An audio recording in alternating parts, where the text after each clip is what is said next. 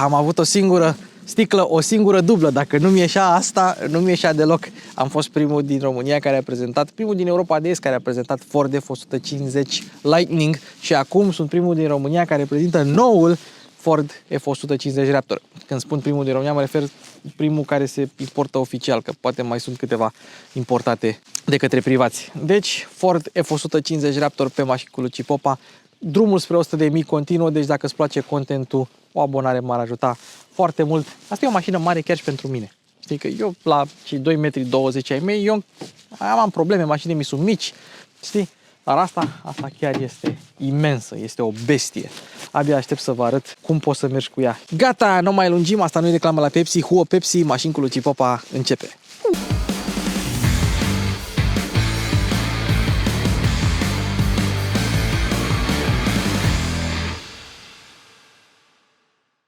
De câteva luni știți de la mine de aplicația Bolo, prin care poți să-ți faci RCA simplu și rapid, pentru că scanezi cu telefonul datele tale și ale mașinii, merge și la persoane juridice și primești ofertele rapid la un preț corect. Mai mult poți să plătești cu Apple Pay și Google Pay, deci totul este atât de simplu, nici nu vă puteți imagina. Ei bine, acum există o nouă funcție în aplicația Bolo. Este singura aplicație de RCA prin care poți să-ți faci RCA în vederea înmatriculării. Ai absolut toți pașii acolo în aplicație dacă selectezi funcția în vederea înmatriculării. Bolo, fă-ți RCA în 2 minute, acum și în vederea matriculării. Probabil vă întrebați cum naiba a ajuns F-150 să se vândă oficial în România, că nu doar Raptorul, toată gama F-150 se vinde acum oficial în România. Omologare, tot frumos.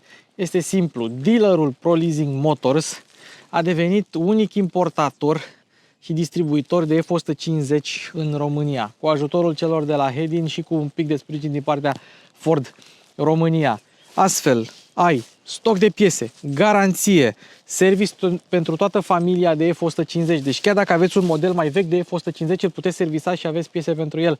Micuțule, că și tu ai F-150, acum poți să ți-o servisezi oficial la Ford, la ProLeasing, chiar dacă ai un model mai vechi. Evident, aceasta este o mașină cu omologare europeană, ceea ce înseamnă că avem lumini, faruri, hărți, limbi, cablaje, software, toate gândite pentru Europa. Se face omologare individuală pe seria de șasiu, nu de tip cum se întâmplă la majoritatea mașinilor. Din momentul în care o comanzi, durează 22 de zile ca mașina să ajungă în Europa, după aia mai durează câteva zile să ajungă în România. Se face o matriculare de o zi în Germania ca să se grăbească procesul de matriculare și omologare și la noi, dar totul este 100% legal, 100% omologat, nu o să zică poliția, RAR-ul, absolut nimeni nimic. F-150 pleacă de la 65.500 de euro plus TVA, deci fără TVA, iar Raptorul de la 121.000 plus TVA, deci vine 144.000 de euro cu tot cu TVA în România.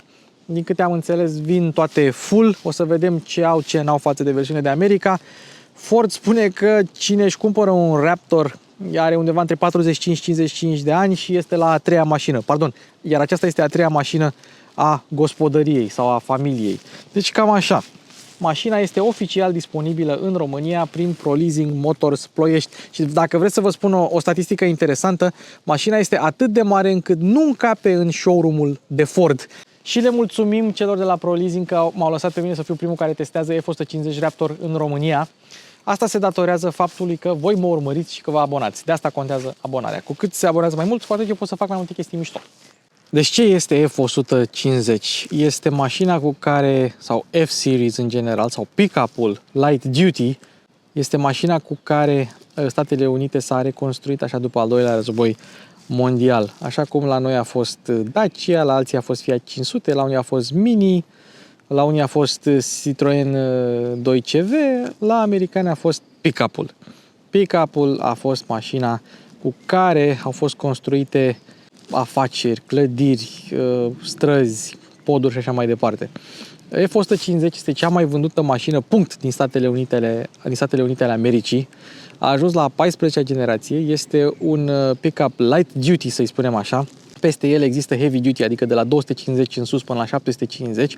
Sub ele există Ranger, pe care îl știm cu toții, și sub Ranger există Maverick, care nu vine la noi în Europa, ceea ce e mare păcat. Maverick și cu Santa Cruz sunt două mașini care ar putea face istorie la noi în Europa dacă s-ar aduce. Însă, din păcate, nu s-au gândit să le aducă și la noi. Varianta Raptor este cea care a înlocuit SVT-ul, nu, SVT Lightning-ul. Lightning era un pick-up din ăsta de viteză, de circuit, să spunem așa, iar de la un punct încolo s-au gândit americanii, bă, n-are rost să facem un pick-up de circuit, când pick-up-ul trebuie să meargă în off-road, trebuie să tragă, și atunci au făcut Baja pick-up-ul, cum este F-150-ul, pentru că Ford are o lungă istorie în cursa Baja 1000, o cursă în deșert 1000 de mile, 1600 de kilometri, adică, și nu au ratat nicio ediție niciodată. Ba chiar au participat cu prima variantă de Raptor, care s-a numit SVT Raptor, și s-au clasat chiar bine. Ultima șansă de a vă înscrie la giveaway-ul de 100.000 de abonați începe acum. Împreună cu Piese Auto Moreni dăm un Opel Astra H Caravan 1.7 CDTI, motor nemuritor, recondiționat cu piese auto de la Piese Auto Moreni. Evident, ca să vă înscrieți este simplu, trebuie să fiți abonați la canalul Mașini cu Luci Popa și să faceți o comandă de piese de la Piese Auto Moreni, livrează în toată țara și au prețuri competitive. Cum faceți asta? Telefonic la numărul din descriere sau de pe pagina lor de Facebook. O să o las și pe aceea în descriere. Nu uitați să menționați că vă înscrieți la giveaway-ul Mașini cu Luci Popa și dacă merge totul bine, o să mai facem un giveaway mai târziu cu o mașină și mai șmecheră. Baftă! Ca să vă dați seama de dimensiunile mașinii, uite, un Luci în comparație cu mașina asta are 6 metri, aproape 6 metri lungime, 5 metri 908 milimetri. Wow! Are un ampatament de aici până aici 3 metri 700. 3 metri 700 este mai lung ampatamentul decât toată lungimea unui Renault Twingo. Înălțime are 2 metri, puțin peste 2 metri, dar are pragurile astea aici care să te ajute să intri în mașină. Am cheia înăuntru? Am cheia la mine? Da, am cheia la mine, de asta voia să o deschidă. Lățimea 2 metri 200 fără oglinzi. Da? Deci lățimea 2 metri 200 fără oglinzi. E mai lată decât sunt eu înalt. Bine, asta nu e mare. Bine, orice mașină e mai lată decât sunt eu înalt. Dar tot cu oglinzi, mașina măsoară 2 metri 400 și ceva în lățime, cu tot cu oglinzi. N-ai cum să o parchezi pe asta într-un loc de parcare de al nostru. N-ai cum să intri cu ea la mall. Sau dacă intri la limită, care are 2 metri 02. Există o versiune cu 2 metri 04, dar despre asta o să vorbim puțin mai târziu. Greutate nu e așa de grea. F-150 Lightning-ul era mai grea. Asta are 2 tone 700, aia avea 2 tone 800. Ok, hai să vorbim acum despre lumini, pentru că avem ce să vorbim. Deci așa arată farul pe partea asta fără semnalizare, dar hai să vă arăt pe partea asta cu semnalizare. Deci, în America, semnalizarea este și lumină de zi. La F-150 normal, deci nu la Raptor, mai avem o lumină de zi în zona asta, în America. Deci un fel de C. Aici nu, avem semnalizarea asta, aici este DRL-ul de America, ăsta este DRL-ul de Europa, ăstea sunt farurile de ceață, asta este semnalizarea, ăsta este reflectorul, pe far scrie Raptor, fază lungă LED, fază scurtă LED. Acum avem faza scurtă activată, în momentul în care activăm faza lungă, se opresc automat farurile de ceață. Și gândiți-vă că ăsta este doar începutul. Avem aici 3 luminițe, 1, 2, 3. Astea sunt pentru piața americană. Dacă o mașină depășește lățimea de 2 metri în America, sau mă rog, 82 de inci era șmecheria, deci cu 4,6 inci mai puțin decât are mașina asta, atunci obligatoriu trebuie să aibă 3 luminițe care să ateste faptul că suntem lângă o mașină lată. Acolo mai avem câteva luminițe, uite aici una și aici una. Nu știu dacă sunt tot ca să fie lată mașina, nu cred, dar nu-mi dau seama nici pentru ce sunt, ca să îți dai seama că e mașină înaltă, niște DRL-uri de mașină înaltă, să spunem așa.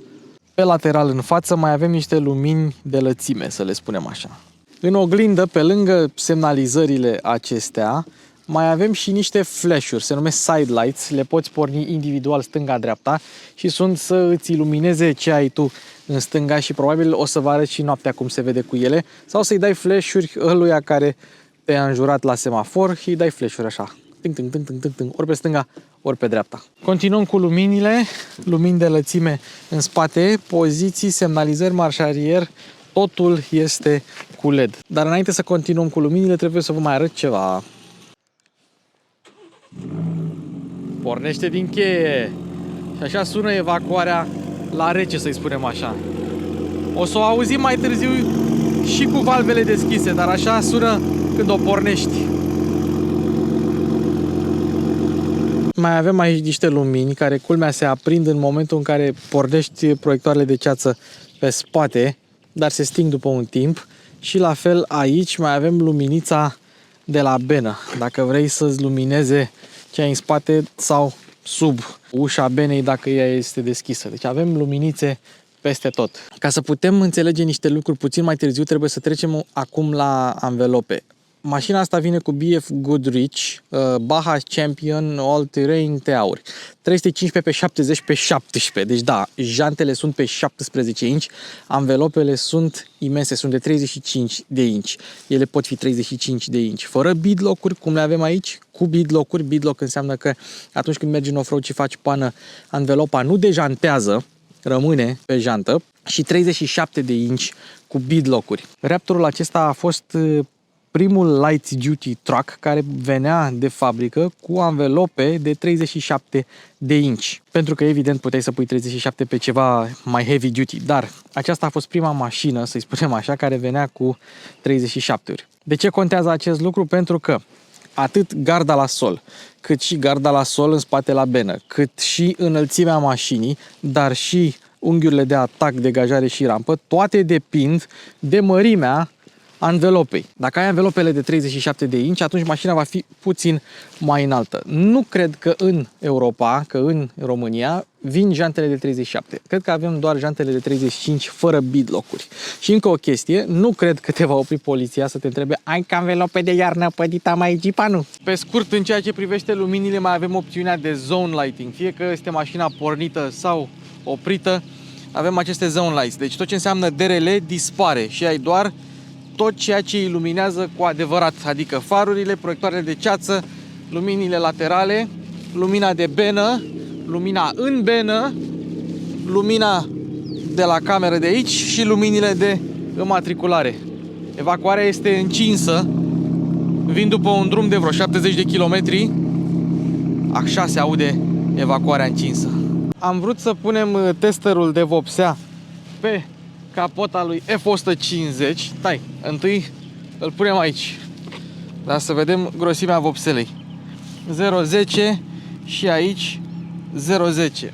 Dar dacă mă duc frumos aici la capotă, nu se resetează aparatul. Nici aici. Asta pentru că la toate generațiile de Ford Raptor, capota și aripile față nu sunt făcute nici din tablă, nici din aluminiu, sunt material compozit.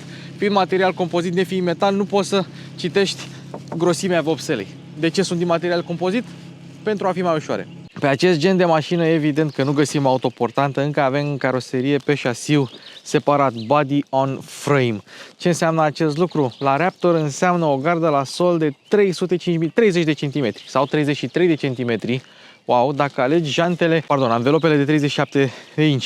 Ce înseamnă asta în performanțe? Înseamnă 31 de grade unghi de atac sau 33 dacă alegi jantele de 37, 24 sau 25 de degajare și unghi de rampă 22 sau 24. Dacă unghiul de rampă nu pare așa mare, asta este pentru că e apatamentul foarte lung. Mai pui și pragurile alea pe care o să le arătăm imediat și atunci, hopa, scade unghiul de rampă.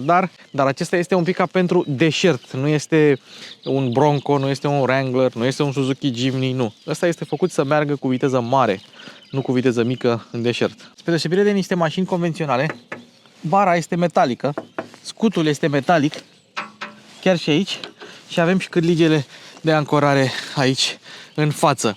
Un model impunător, nu avem ovalul albastru, ci avem inscripția Ford încă de la primul Raptor, de la SVT Raptor din 2010 sau 2009 când a apărut.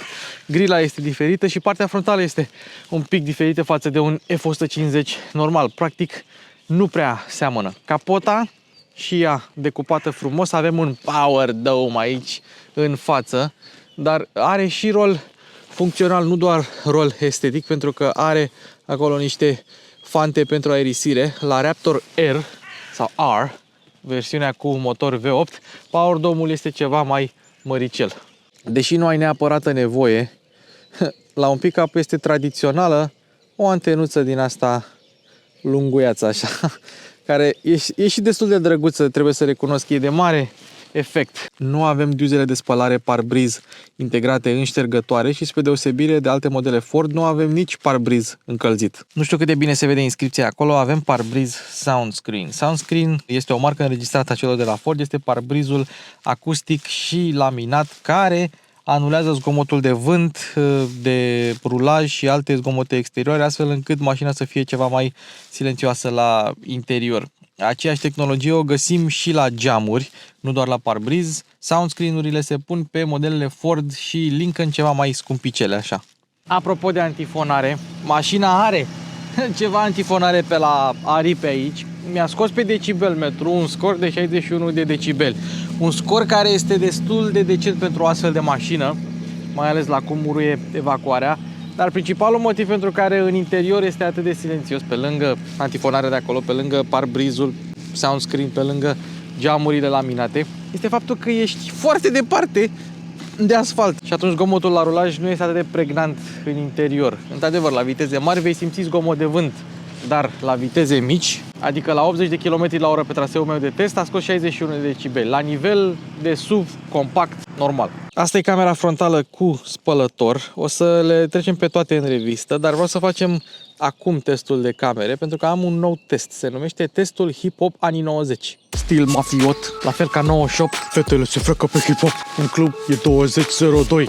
E aproape la fel, se procedează la fel, dar la un alt nivel. Un fel de Tony Montana în România. Fac tot posibilul să evit pușcăria. Un lucru care m-a surprins plăcut este faptul că aceste fante sunt reale, nu sunt doar de design, au rol funcțional. Iese căldura din motor pe aici. Ca să vă dați seama cât de mare este pasajul roții, eu am băgat toată camera aici, pot să filmez tot vlogul din acest unghi. O caracteristică interesantă a modelelor care sunt construite pe șasiu separat este faptul că avem mai multe prezoane, 6 în acest caz, și dacă aveți OCD și vă deranjează faptul că sigla de Ford stă strâmbă, gata, o poți regla cum vrei tu sau poți să învârți roata. Nu e nimic greșit în a crede că pentru o mașină de 2,7 tone ai nevoie de frâne mari. Însă la jante de 17 inch, dimensiunile frânelor destul de limitate. Avem 350 mm pe față, discuri ventilate cu 2 pistonașe la etrier și avem 336 mm pe spate. Și acestea sunt ventilate, dar un singur pistonaș. Ei, nu sunt cele mai mari frâne pentru o astfel de mașină, de greutatea asta, de masa asta, dar n-ai ce să faci, te descurci. Ford știe ce face și, într-adevăr, mașina frânează bine. Factorul limitant la o astfel de mașină nu sunt neapărat frânele, ci anvelopele, care sunt moi, cărnoase și care au o floare cu multe canturi și atunci suprafața de contact nu este cea mai mare. Deci nu frânele sunt problema la mașina asta, pe asfalt, anvelopele. Vedeți apărătoarele astea de noroi? Astea sunt pentru aerodinamică mai mult. Suspensia pe față este independentă double wishbone cu coilover și braț inferior de aluminiu. Este o suspensie care a mai fost implementată pe Raptor până acum, doar că o să vedem un pic mai târziu că avem o cursă ceva mai lungă. Pe spate avem suspensie independentă 5-link cu 5 brațe, o inovație pe F-150 Raptor și cu o traversă Panhard. Bine, Panhardul ăsta se pronunță Panhard, pentru că Panhard a fost o firmă franțuzească de mașini de la începutul secolului 20 și ei au inventat traversa asta. Este o traversă care unește puntea de șasiu în cazul de față sau de caroserie dacă aveam autoportantă și este gândită să limiteze mișcarea laterală, permițând mai multă mișcare verticală. Avem arcuri de 61 de centimetri, cele mai lungi din clasă, iar suspensia în spate este gândită să pună mai mult cuplu, era să zic eu pe asfalt, dar mașina asta e gândită să meargă și pe asfalt, și pe nămol, și pe nisip, și în deșert și așa mai departe. Deci e gândită să pună mai mult cuplu jos, să ofere mai mult confort, mai multă stabilitate, mai multă manevrabilitate, control, tot ce zic ăștia că face o suspensie. Deci, practic, este cel mai manevrabil și stabil Raptor de până acum, F-150 Raptor. O parte din acest control este dat și de către amortizoarele Fox Live Valve. Acestea sunt cele mai mari amortizoare puse vreodată pe un Raptor. Au rezervorul în exterior, iar fluidul din interior este gândit pentru frecări reduse. Avem senzori de înălțime de-a lungul mașinii care comunică cu aceste amortizoare, care își modifică răspunsul de 500 de ori pe secundă. Practic, această suspensie răspunde înainte ca șoferul să-și dea seama că s-a schimbat suprafața. Avem o cursă a suspensiei de 14 inch pe față, 15 inch pe spate, adică cam cu un sfert mai mult față de generația precedentă. Raptorul ăsta nu e de glumă. Șasiul este construit din oțel de înaltă rezistență, caroseria este aluminiu și material compozit, așa cum am văzut mai devreme. Ușile, spre exemplu, sunt din aluminiu. Oalele amortizoarelor sunt montate ceva mai sus față de generația precedentă și astfel mașina suportă mai mult abuz în off-road. Ați văzut-o, dar o mai arătăm și acum avem și o roată de rezervă de dimensiuni normale, adică tot din asta de 17 inch, doar că dacă alegi anvelopele de 37 de inch, care oricum nu știu dacă sunt disponibile la noi, atunci primești și alt subcadru, pentru că altfel nu au loc roțile. Și o să revenim și la evacuare, dar ia fiți atenți aici. Alo? Alo? La ce mașină mai poți să mai faci așa ceva? Alo? De tracțiunea integrală se ocupă ceva ce se numește Electromechanical Torque on Demand. Este un sistem de pachet de ambreiaje făcut de BorgWarner. Ford nu-l marketează ca fiind de la BorgWarner pentru că a fost folosit înainte de către rivalii de la RAM, pe RAM 1500. Și atunci cei de la Ford n-au zis, bă, nu e același. Nu-l marketează. Bine, nici nu cred că l-ascund, dar nici nu-l marketează ca fiind ăla de la BorgWarner, pentru că ei știu că îl folosesc și rivalii de la RAM. Și atunci, ca să nu se simtă ei cu musca pe căciulă, i-au zis direct torque on demand, whatever. Cutia de transfer are 2 viteze, deci are și reductor. Ai 4 high, 4 low, 4 auto și poți să deconectezi puntea față și să rămâi cu tracțiune spate, care este modul cel mai amuzant de mers, dacă este să mă întrebați pe mine. Pe spate avem un blocant electronic și pe față avem un Torsen. Mașina asta este super capabilă din punct de vedere al tracțiunii integrale. Ca idee, Bronco Raptor îl moștenește pe F-150 Raptor, nu pe Ranger Raptor cu care împarte platforma. De asta Bronco Raptor este și mai lat decât un Bronco normal, ca să acomodeze toată mecanica lui F-150 Raptor. Ați auzit un pic de evacuare și o să o mai auziți în mers și ați auzit și evacuarea lui Ranger Raptor în clipul meu cu Drag Race-ul ca la Car Wow. Aveți clipul dacă nu l-ați văzut până acum. V6-ul ăsta sună atât de bine pentru că avem niște țevi cu diametru de 8 cm de lungimi egale. Cum au reușit aceste lungimi egale? Vedeți aici. Se numește trombon loop. Deci au făcut un trombon tocmai ca să aibă evacuarea lungime egală. Faptul că are lungime egală face ca mașina să sune atât de bine. Mai mult, pentru prima dată, avem pe F-150 Raptor supape active, valve active. Și asta îi permite să aibă 4 moduri de evacuare. Quiet, Normal, Sport și Baja. Evident, Baja fiind cel mai zgomotos, Quiet fiind cel mai silențios. Acum hai să ne întoarcem la suprafață. Oglinzile mari, imense, cu blind spot, antiorbire, lumini, evident, side lights-urile, semnalizările, camera, lumina de curtoazie. Deci avem și lumină de curtoazie, avem și side lights, avem de toate. Și un lucru specific modelelor Ford, avem geamul care coboară în acest unghi. Ce înseamnă acest lucru? Înseamnă că ai din interior o vizibilitate foarte bună către oglindă. Am văzut în mai multe modele Ford chestia asta, n-ai cum să nu apreciezi așa ceva. Dacă vreodată vrei să-ți lași cheia înăuntru, poți să o deschizi folosind acest cifru. Și o să vă arăt după aceea la interior, la infotainment, cum să puneți acest cifru. Și puneți ce cifru vreți voi. Dacă vreți să vedeți și cum funcționează, că eu nu i-am pus cifru, vedeți clipul meu cu Lincolnul. Cu singurul Lincoln de pe canal. Da. Vă duceți acolo și îl vedeți că am și făcut o demonstrație. E un lucru interesant. Îți lași cheia înăuntru, închizi cu cifru ca să nu stai cu cheia după tine. Dacă te duci la plajă, la surf, la ce vrei tu, pac, pac, pac, pac, ai descuiat mașina, ai pasat pe butonul de start, la revedere. Evident că avem keyless. Așa o încui, așa o descui. Foarte simplu. Adică nici măcar nu trebuie să apeși. Trebuie doar să atingi. Interesant este că n-au făcut la buton, deci ăsta apare buton de fapt touch. Deci practic are 2 senzori, unul aici și unul aici. Ușile acoperă pragurile mașinii, dar nu acoperă pragurile astea suplimentare. Nici n-ai avea de ce. Sunt metalice și tratate împotriva zgârieturilor, să nu se zgârie. Hop, cam așa se aude o mașină făcută în America. In America. Cam așa arată cheia, o cheie normală de Ford, doar că scrie Raptor pe ea. Cheie de Raptor. Similare cu cheia de pe Ranger Raptor, dacă este cheie de F-150 Raptor. Hai să vedem ce poți să faci cu ea. Păi, poți să încui mașina. Și oglinzile se pliază, dar trebuie să selectezi tu chestia asta din meniu, dacă vrei să se plieze. În standard nu se pliază, că la americani n-ai nevoie să se plieze. Hai să vedem dacă se deschid geamurile din cheie. Încercăm o dată. Nu se deschid. Asta este trist. Ok.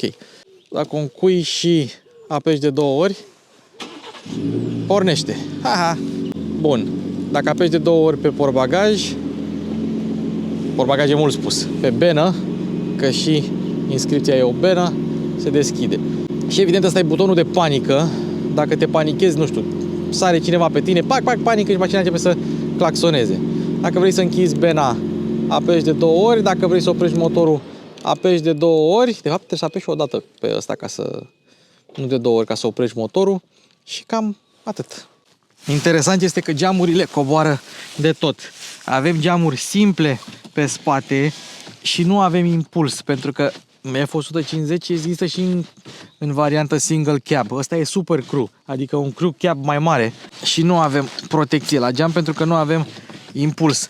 Pe față, în schimb, avem geamuri duble acustice laminate, deci v-am spus că sound screen-ul ăla nu se găsește la toate geamurile, doar la geamurile față. Avem și impuls, geamurile sunt destul de groase, și avem și protecție la geamuri. Și partea bună este că geamurile coboară de tot și în față și în spate, să poți să stai cu mâna pe geam, să bei o bere, să asculți muzică country. Uitați-vă cât am mai ușa la Raptorul ăsta. Seamănă cu ușa de F-150 Lightning pe care l-am testat, dar hai să vedem materialele. Moale aici, moale aici, tare aici nu o să dăm, tare aici și aici tare și aici tare și aici tare. O altă textură aici, sunt curios de ce. Dar spațiu din belșug, adică ai loc să pui lucruri și aici, dacă vrei, mă refer aici, nu aici, unde a căzut ăsta. Un spațiu lunguieț aici, spațiu mare și aici, decupaje pentru băuturi, ai loc să spui cam ce vrei tu. O ușă mare, comenzile pentru oglinzi și geamuri sunt aici, memoriile la scaun, încuiere-descuiere și sistemul de sonorizare B&O Unleashed cu 18 difuzoare. B&O este varianta mai ieftină de la Bang & Olufsen, că la Bang & Olufsen ai o dungă și scrie Bang & Olufsen. B&O e varianta ceva mai ieftină, dar uitați-vă, avem grilele astea metalice, da, bune de folosit ca răzătoare. Pe praguri scrie Ford Performance. Ford a montat airbag pentru genunchi în Raptor și îți arată și unde se află acest airbag. În stânga volanului avem în felul următor: luminile laterale, butonul pentru deschiderea benei, lumina din benă, luminositatea tabloului de bord, butonul prin care poți să reglezi pedalierul. Asta este foarte tare, similar cu Ford GT, doar că la Ford GT, ați văzut clipul meu cu noul Ford GT, acolo se reglează manual. Aici avem lumina de ceață pe spate, că pe față este aici, și evident frâna de parcare electrică. Așa arată butoanele de reglaje scaune, niște butoane de Ford, aș putea spune. Ba, uite, chiar scrie Ford aici, un lucru drăguț. Da, sunt butoane pe care le-am mai văzut și pe alte modele. Atât în stânga bordului cât și în dreapta bordului avem câte un steag al Americii, destul de cumințel și subtil așa, dar important este că se vede și atunci când ușa este închisă. America. Ușa pasagerului vine cu buton de încuiere și descuiere. În rest nu există mari diferențe. Dezaburirea geamurilor laterale se face prin aceste guri de ventilație care se află montate fix în bord și pentru că avem geamul destul de coborât, poți să dezaburești destul de eficient aceste geamuri. Avem țâmburuși atât în față cât și în spate, cam așa arată ușa în spate, materiale moi aici, tare aici, nu dăm că e vopsea, nu dăm nici aici dăm unde e material ăsta. Textura tare, vehicul utilitar, n-ai ce să-i ceri, n-ai cum să ai materiale moi, dar ai aici unde pui mâna materiale destul de moi. Avem așa, suport de pahar, spațiu de depozitare, încă un spațiu de depozitare, încă un suport de pahar și buzunare destul de măricele. Fun fact, acum e contactul pus, dacă ai motorul pornit sau contactul pus, poți să încui mașina. Chiar dacă încui mașina, apropo, nu avem keyless în spate, am uitat să zic chestia asta, chiar dacă este motorul pornit sau mașina încuiată, indiferent de ce poziție este, dacă mașina este încuiată, poți să desfaci rezervorul, pentru că mașina are easy fuel. Deci e greu să bagi, dar e greu să și scoți benzina din ea. Și îți arată aici 5 secunde, da? Și îți trebuie pâlnie, toate Fordurile vin cu o pâlnie, că au Easy Fuel, dacă rămâi fără benzină. Cam greu să rămâi fără benzină la dita mai Raptorul, pentru că ai un rezervor de, atenție, 136 de litri. 136 de litri. Dacă scoți consum de 13,6, faci 1000 de kilometri cu un plin. Eu am scos consum de 13,4, deci pot să fac 1000. Ce-i drept, consumul a fost mixt, adică a mers și tare, a mers și încet. Cel mai mic consum pe care l-am văzut a fost 10,7. Cel mai mare a fost vreun 15. Dar tot e decent. Tot e decent. Cu rezervorul plin și 2 persoane are 3 tone mașina asta. Eu zic că este decent consumul. Mi-am dat seama că nu am arătat și amortizoarele spate Fox. Am să le arăt acum. Roata de rezervă ați văzut-o din celălalt unghi. Și pentru că a plouat zilele astea și am spălat mașina ieri, se murdărește foarte ușor. Dar este o mașină gândită să se murdărească. Ăștia nu-i stă bine curată. Dacă o ții curată, ce rost are? O pui doar în showroom să o vinzi. Asta este o mașină de distracție, de muncă, de lifestyle, de ce vreți voi. Asta este făcută să se murdărească. Ăsta este tot farmecul ei. După 6 metri am ajuns și în spate. Avem...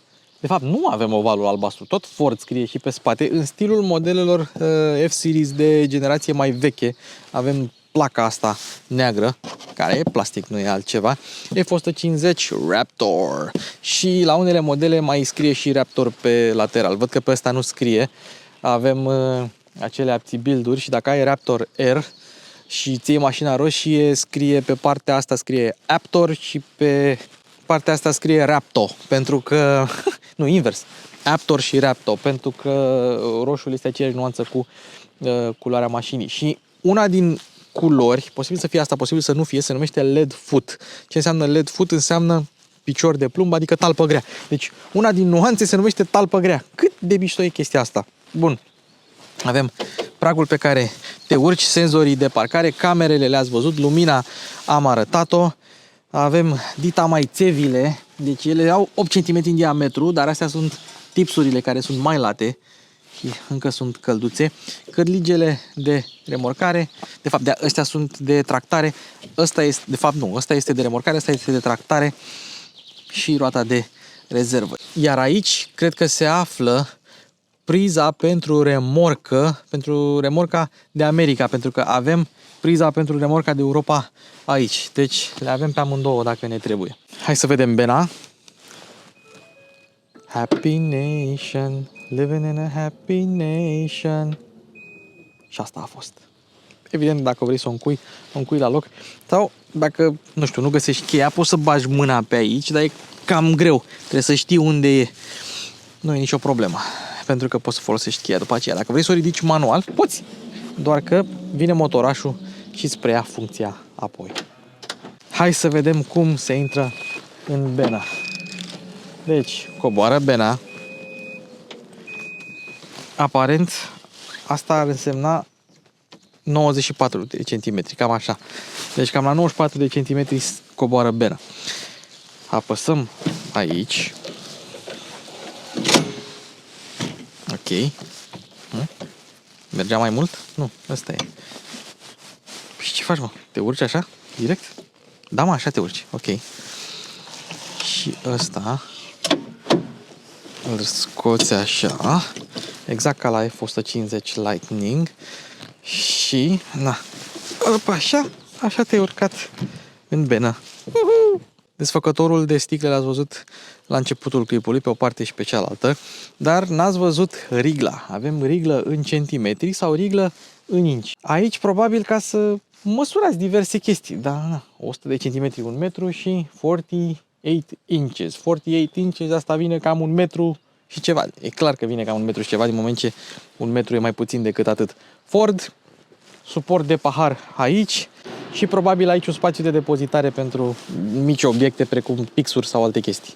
Hai să ne și urcăm. Avem o benă destul de interesantă pe care scrie Ford, dar bine, ce vedeți voi aici este ăsta, Ford Accessories Touch Bed Spray in Bed Liner. Este o protecție care este un accesoriu oficial Ford. Cred că la noi în țară sau în Europa vine în standard cu așa ceva, nu vine cu bena descoperită, dar e bine de menționat.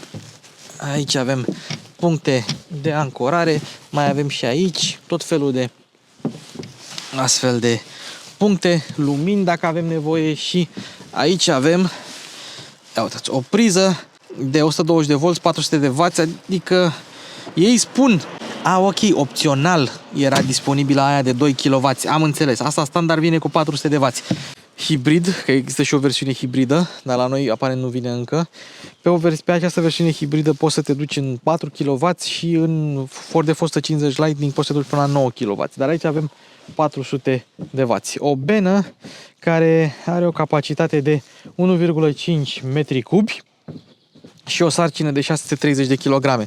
Deci, sigur, 630 de kg, 635 de kg, 10 lucii în cap, în mașina asta. Că eu am 63,5 kg. Deci fix 10 luci. Dacă toți suntem aici, hai să arătăm și plafonul. Evident, plafon panoramic, o să-l vedem după aceea. Luminile sunt, acestea le-am arătat, dar camera nu este centrată. Nu este centrată pentru că așa scrie legea la americani, trebuie să fie 3 lumini, una centrată, una un pic mai la stânga, una un pic mai la dreapta. Și din acest motiv, camera asta a trebuit să fie montată mai într-o parte. Băi, e chiar mișto să stai în benă. Și dacă vrei să vorbești cu prietenii tăi care stau în benă, ai și un gemuleț rabatabil electric frumos aici, vorbești cu prietenii tăi și poți să și le închizi după aceea dacă te plictisești de ei. Dacă ții deschis poți să asculți evacuarea și un detaliu interesant, dacă el este deschis și tu închizi ușa, practic toată presiunea aia din interior iese pe aici. Dacă e cineva cu fața aici, îi dai cu aer în față. Niciodată n-am ținut camera atât de sus când filmam un motor. Efectiv, mă doare mâna de cât de sus trebuie să țin camera. Bun, pentru fanii amortizoarelor și pentru fanii antifonărilor avem așa ceva. Motorul este un longitudinal V6. Încă o dată. Motorul este un V6 la 60 de grade de 3,5 litri EcoBoost montat longitudinal. Evident că e montat longitudinal, avea cum să fie transversal la o asemenea mașină. Deși există pick-up-uri cu motoare montate transversale, nu mă înțelegeți greșit, doar că aici avem o platformă la bază cu tracțiune spate și motorul este montat destul de în spate. Ei bine, ce este așa interesant la motorul ăsta? O singură statistică trebuie să țineți minte, motorul ăsta a câștigat Le Mans în 2016 pe Ford GT Le Mans. Evident, o versiune de curse a acestui motor, dar motoarele la clasa LM GT Pro, care nu mai există acum, trebuiau să fie derivate din cele de stradă. Și atunci, motorul ăsta a câștigat Le Mans. Este un motor integral din aluminiu în două axe cu injecție mixtă, are și directă și multipunct, a fost montată special pentru Raptor. Adică toate motoarele au și chiar dacă doar pe Raptor a fost nevoie. Injecția mixtă este folosită în sarcini ridicate. Atunci când pornești motorul la cold start, din nou sunt folosite ambele injecții, dar atunci când mașina merge în sarcină parțială, se opresc atât pompa de înalte cât și injecția directă. Este supraalimentat cu două turbine cu wastegate-uri electronice, două turbine furnizate și ele de către BorgWarner. Bine, BorgWarner furnizează multe componente pentru modelele americane. Să nu uităm că trofeul cel mare la cursa de 500 de mile de la Indianapolis, adică The Greatest Spectacle in Racing, cum zic ei, este furnizat tot de către BorgWarner. Așa se numește, The BorgWarner Trophy. Jucăria dezvoltă 450 de cai putere și 691 Nm. Opa, așa! Mamă, cât am sărit! Culmea, nu are nevoie de foarte mult ulei, doar 5,7 litri la un schimb. În schimb, ai nevoie de 13 litri de antigel. Mașina face suta în undeva la 5 secunde. 5 secunde și ceva. Viteza maximă 161 km pe oră în off-road. Pentru că pe asfalt prinde 184. Da, nu e o mașină cu care să alergi. Dar sincer, ai vrea să alergi cu mai mult de 180 cu chestia asta? Nu știu. Ce pot eu să spun este că atinge viteze de autostradă cât ai clipi, nici nu simți. Deci 140, lejereanu. Acesta este interiorul, o privire de ansamblu asupra interiorului. Volanul este absolut imens, deci mult peste cei 35 de centimetri media din industrie, s-ar putea să fie 37. Măcar este decupat, ajungi la padele destul de ușor, padelele sunt metalice, ai o singură manetă pe stânga pentru fază lungă și pentru ștergătoare, comenzile celelalte pentru lumini le-ați văzut aici, butoanele de pe volan sunt foarte mari și ai tot felul de setări, direcție, suspensie, evacuare, mod personalizabil Air, pilotul automat, meniul pentru computerul de bord, Raptor aici și un indicator de center, ca să știi când ai volanul drept. Scaunele sunt mai mult confortabile decât sportive. Știu că în America poți să ții niște scaune scoică, multiple reglaje mari. Gândiți-vă că aici trebuie să intre Billy Bob, care are 150 de kg. Deci Luci Popa la 63, vă dați seama că stă bine. Ai un mâner să te ții, un mâner să te ții și în dreapta. În ceea ce privește materialele, moale aici, moale acolo și în rest ele sunt destul de tăricele, cam așa. Imitație de metal, tare, tare, tare, tare, tare, tare. Adică e o mașină care are materiale moi unde contează, adică pielea de pe volan plus microfibra asta, aici e moale, volanul e moale, cam peste tot e moale, cotiera e moale, dar o să revenim la ea imediat. Plafonul este destul de moale, aici avem butonașele pentru ușile de garaj, lumine la parasolar. Ar trebui să se extindă astea și se extind, e mașină mare și americană, îmi place că avem difuzoare și în plafon. Aici este butonul pentru lunetă. Plafonul panoramic este și trapă și poate să intre aer curat, cam așa se vede de afară. Plus undita mai deflectorul de vânt, pentru că americanilor le place să meargă descoperiți. Suport pentru ochelarii de soare și 6 butoane auxiliare pe care tu le poți conecta. Lumini sau alte echipamente pe care vrei tu să le legi aici. Te simți ca un pilot de vânătoare. Evident că avem și copertină, nu doar plafonul, dar nu cred că vrea cineva acum, mai ales când a dat soarele, să stea în întuneric. Butonul de start este aici. Avem comenzi pentru tractare. De aici deconectezi remorca și de aici setezi frâna remorci, dacă vă vine să credeți. Aici avem modurile de rulare. O să le arătăm când trecem la tabloul de bord. 2 high, 4 high, 4A, 4 low.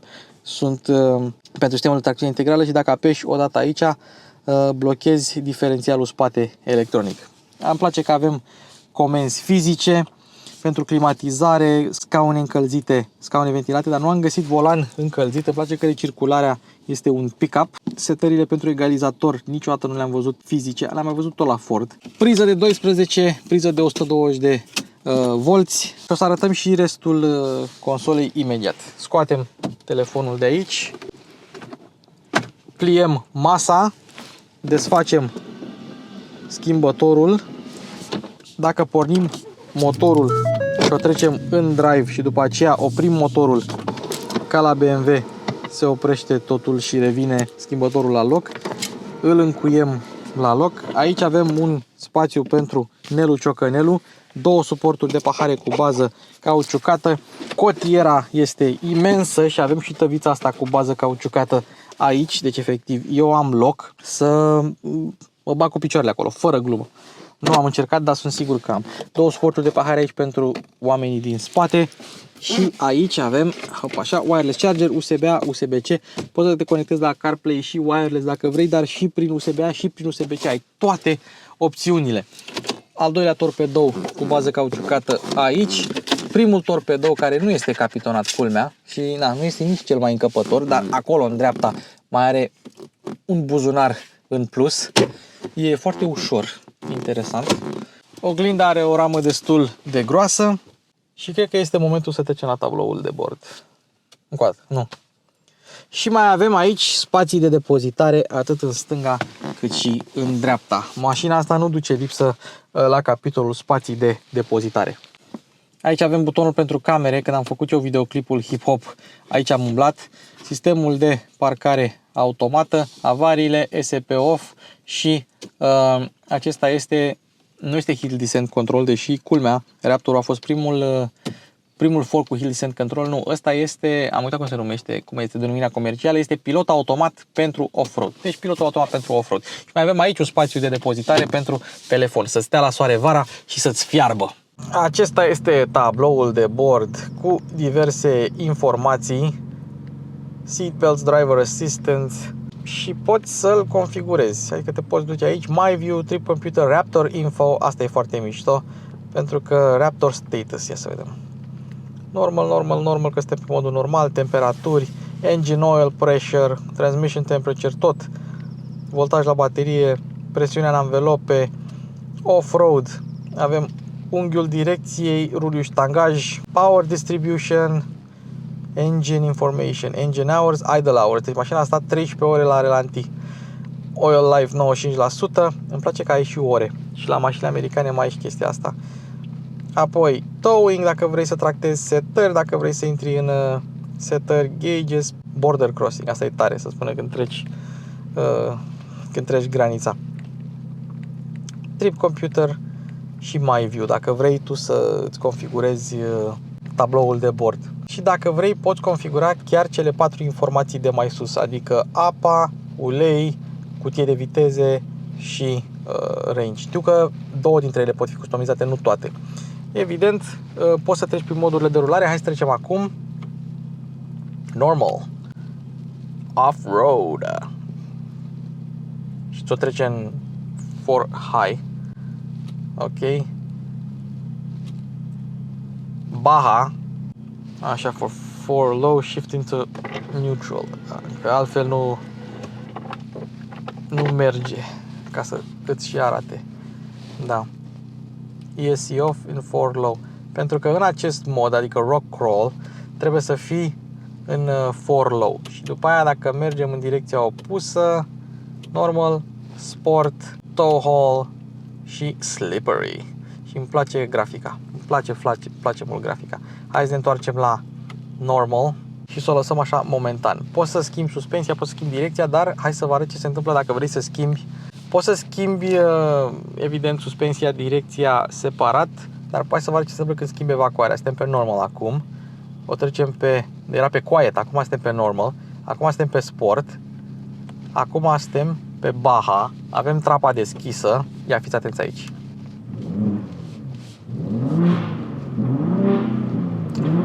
Nu cred. În modul neutru are soft limiter.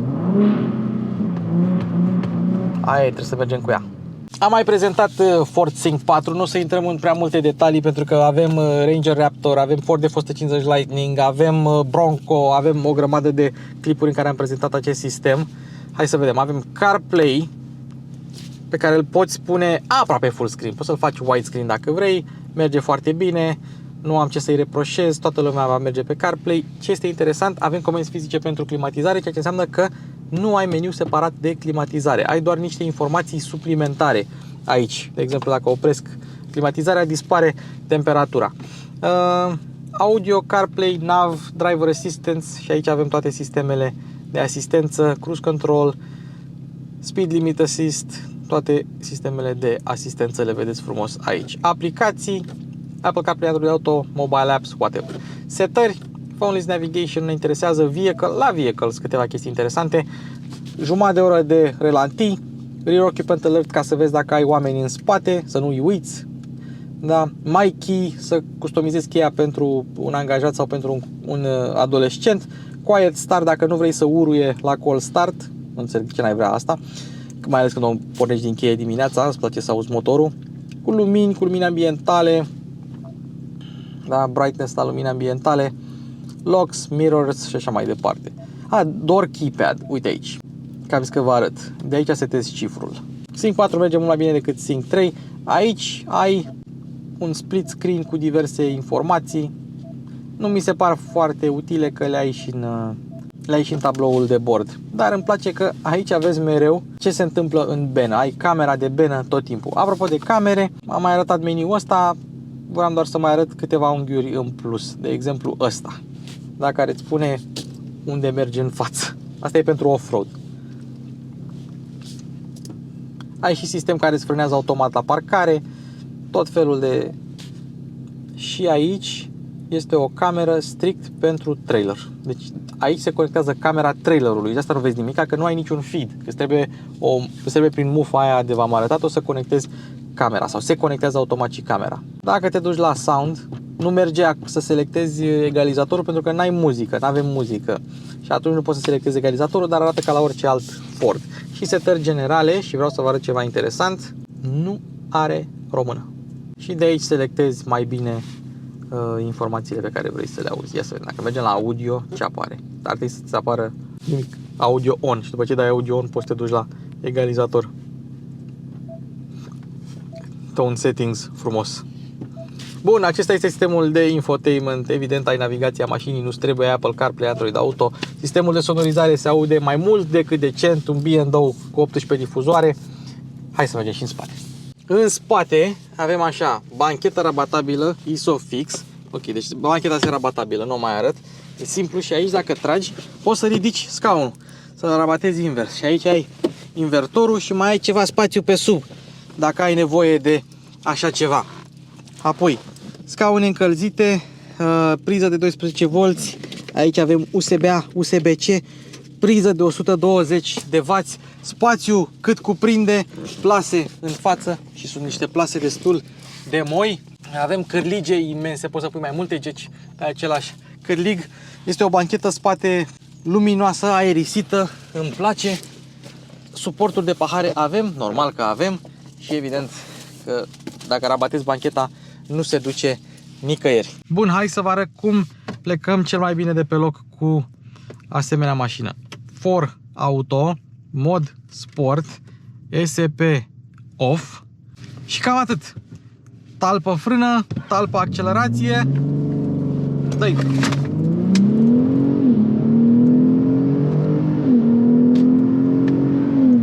Și asta nici măcar n-a fost cu evacuarea pe Baja, ca să fie și mai tare. Nu cred că are rost să mergem, limita e 90 pe aici, apropo, ca să știți. Nu cred că are rost să mergem pe Baja, pentru că o să mergem strict pe asfalt. Dar o să încercăm și Baja, dacă e cazul puțin. O lăsăm pe sport, o trecem pe manual, ca să pot să schimb eu treptele. Și cum e să conduci o asemenea bestie? Se simte mai ușoară, că direcția este destul de ușoară. Se simte mai ușoară decât cele 2,7 tone ar lăsa să întrevadă. Se aude demențial. Motorul ăsta chiar e ceva wow. Problema este că e ea prea mare și trebuie să-ți schimbi tu dinamica, trebuie să schimbi tu legile fizicii în mintea ta, pentru că nu știu, tu vrei să mergi un pic mai tare decât ar vrea mașina. Comenzile sunt toate mai mari, volanul spre exemplu, dimensiunile sunt mult mai mari. Sunetul este demențial. Uite, deschidem în spate luneta ca să auzim motorul mai bine. Seamănă un pic cu V6-ele de pe Ford GT. Și cu toate astea nu simți viteza, pentru că ai o suspensie confortabilă. N-ai cum să ai o mașină atât de mare care să aibă cursa suspensiei 15 inch și să n-aibă ruliu, să n-aibă tangaj, să n-aibă mișcare. N-ai cum. Dar chiar și așa, destul de capabilă. La limită, ce face? La limită subvirează, nu altceva. Uite, nu mă lasă acum să-i dau a doua. Padelele metalice sunt demențiale. Uite-l pe Cuțu, ce stă el liniștit acolo, de nu vrea să dea la o parte. Ford GT-ul direct. Ford GT. Acum înțeleg de ce au pus motorul ăsta pe Raptor și n-au pus un V8. Pentru că motorul ăsta a înlocuit V8 de 5,4 lichid, a fost pe vechiul Ford GT. Și acum ăsta se pune, sau s-a pus pe noul Ford GT. Pentru cine vrea mai mult, ai Raptor R, care concurează cu TRX-ul, cu ramul TRX. Și cred că o să avem și un TRX pe canal cât de curând. E incredibil cât de manevrabil e mașina, nu simți nimic. Nu simți nimic în direcție. E moale. Dar suspensia trece peste orice, adică nu ai adversar. Cutia nu e cea mai rapidă, uite. Nimic. Sau așa. Nimic.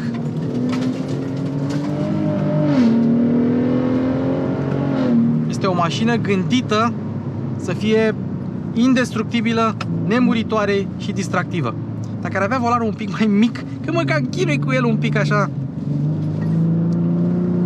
Toată lumea îți dă prioritate, toată lumea e prietenul tău cu mașina asta, toată lumea te dă la o parte. Și uneori posibil să mai sperii pe alții, pentru că e o mașină foarte lată și mai atingi banda, mai atingi axul drumului. E cu dus și întors. Dar ce-i drept, mașină ca asta mai rar. Și da, poți să te îndrepți către un Ranger Raptor. Nu zice nimeni să nu o faci. Că asta e prea mare, 6 metri lungime, nu e altceva. Nici Waze-ul nu ține pasul cu noi. Sună altfel. E foarte greu să-i dai blană. Vizibilitatea e excelentă, atât în față cât și în spate, măcar atât. Și dacă n-ai ce face și vrei să investești în ceva de distracție, vezi Ovidiu Pop ce a făcut cu Raptorul, pe unde s-a băgat cu el. Cu asta poți să faci și mai mult. Și mai multe.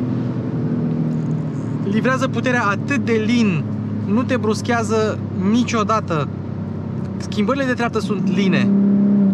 Chiar și pe sport nu simți schimbarea de treaptă. Cutia asta cu 10 trepte e destul de interesantă din punctul ăsta de vedere. Dar nici nu vrea. Că n-ai vrea să te zguduie la schimbarea de treaptă, să facă tu să te duci așa. Pentru că la cât de moale e suspensia, te-ai mișcat foarte mult. Și oricum te miști în scaun mult, stânga, dreapta, față, spate. Și e foarte ușor să mergi cu viteză destul de măricică cu mașina asta. Este foarte ușor. De ce? Din ce motiv? Din simplu motiv că ești foarte sus, foarte deconectat de asfalt. Și pentru că ai suspensia asta care poate să treacă peste orice. Deci clar peste orice. Ce am făcut eu cu ea acolo, un pic de pietriș, aia e nimic. Schimbă destul de repede pe sport. Ia, uite, aici spre exemplu vreau să ies în dreapta. Nu mai stau să aștept pe ăsta să iasă. Mă duc frumos.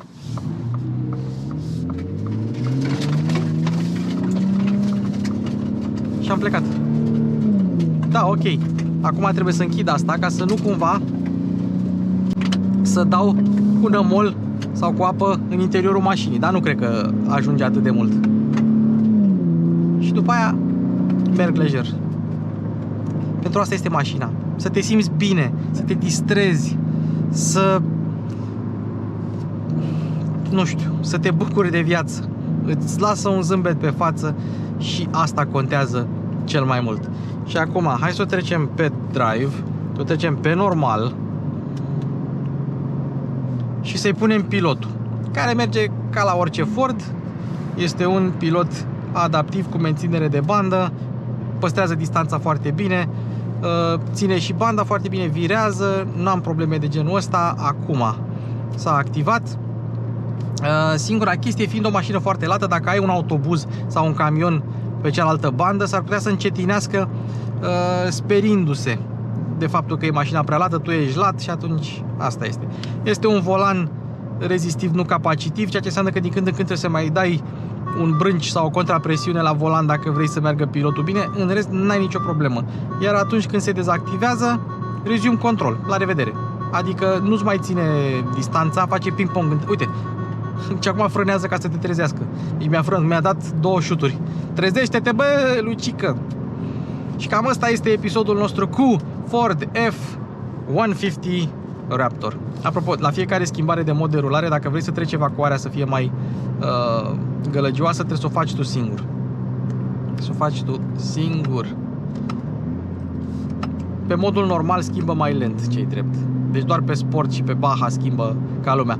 Baja e gândit să mergi tare în deșert și limitează viteza la 160 și transmite altfel cuplu. Pe modul normal, automat mi-a trecut-o pe tracțiune spate. Deci eu acum merg pe spate. Dar voiam să vă mulțumesc că vă uitați la clipurile mele. Voiam să mulțumesc celor de la Pro Leasing Motors că m-au lăsat să testez un pic Raptorul. Voiam să vă spun că ne apropiem de 100.000 de abonați și că ar trebui să vă abonați dacă n-ați făcut-o încă și dacă vă place contentul. Pe mine mă ajută foarte mult. Dacă mai vreți mașini în premieră, abonarea este mai mult decât utilă. Astea fiind spuse, ne vedem în comentarii. V-am pupat, mașini cu Luci Popa se încheie.